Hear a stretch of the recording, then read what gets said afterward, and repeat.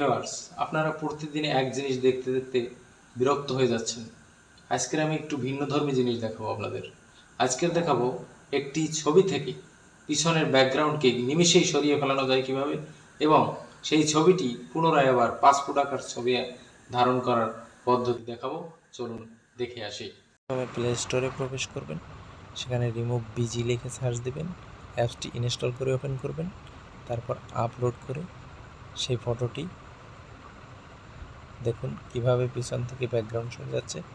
যাওয়ার পরে ডাউনলোড করে নেবেন, আরেকটি অ্যাপসে চলে যাবেন, অ্যাপসে গিয়ে পাসপোর্ট সাইজ ফটো লিখে সার্চ দেবেন, সেখান থেকে ইনস্টল করে ওপেন করবেন, ক্রিয়েট ফটো করে বাংলাদেশ সিলেক্ট করবেন, পাসপোর্ট সিলেক্ট করে ফটোটি আপলোড করবেন, আপলোড করে অটোকাট বিজি লিখে ক্লিক করবেন, তারপর দেখবেন অটোমেটিকলি ব্যাকগ্রাউন্ড চেঞ্জ হয়ে গেছে। ধন্যবাদ সবাইকে।